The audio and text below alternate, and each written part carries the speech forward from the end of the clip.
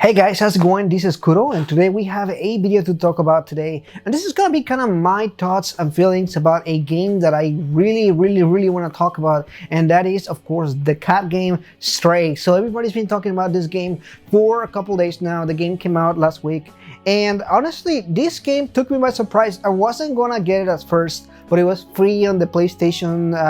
If you're a PlayStation member, I think through the premium tier or something like that. And I was like, you know what, I have it. I'm gonna check it out, see how it goes and everything. I heard it wasn't too long, and that was actually something good for me because I don't like playing really long games. Although yes, I do play games like Persona and that kind of stuff.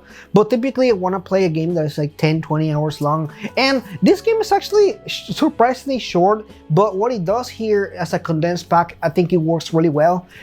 The game was teased as this kind of like adventure. You play as a cat and you get to do, you know, cat things. But I really hadn't seen much as far as like what the game is like, as far as like exploration or story or anything like that.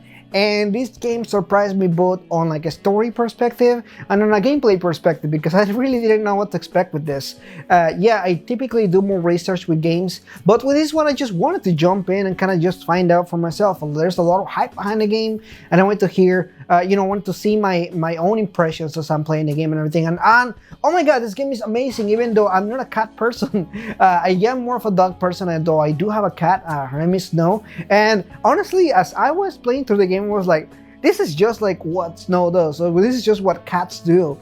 And I really loved how awesome was just to play the game as a cat, because there is a different perspective from when it comes to being a human and when it comes to being a cat. And the game does such a good job as far as like letting you be a cat. You know, do cat things, explore around, mess things around, you know, just jump on the table and drop everything on the table. And the cat doesn't care as far as like what you do and everything. And I love the reactions to the robots around you because they really don't know what you're doing there. You're just a cat like running around throwing things.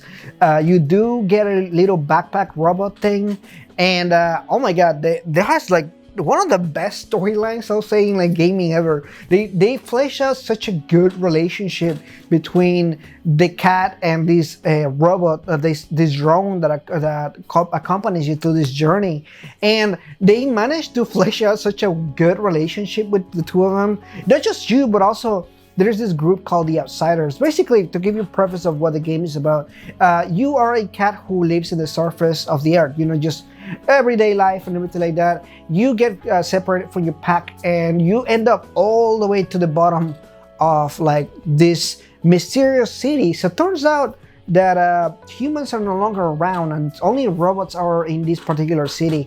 And there's this virus that is actually killed all humans and is actually able to kill robots as well. So your mission is as simple as just going to the exterior. You know, you want to go back to your family and everything, and this just takes you in a wild adventure. You find out so much information about what happened to the humans and the people around you, the robots. I feel like they're really interesting because they give them personalities. Every robot is different from each other. They wear clothing, they have cultures, they have languages, and they're robots, of course, but they do have so many human-like features. And what is interesting is they do view humans as like ancestors, and they were able to flesh out like this robot civilization.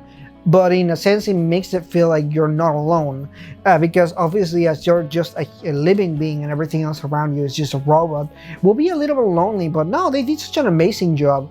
They drink, they party, they cry, they smile, they do everything that a human would, and in such a good way that I feel like everything about the story that they give you and everything about the characters and how they develop these robot characters and the relationship to the cat, it's fantastic. I can't praise them enough. I feel like the game is a little bit short, even for somebody that was looking for a short game.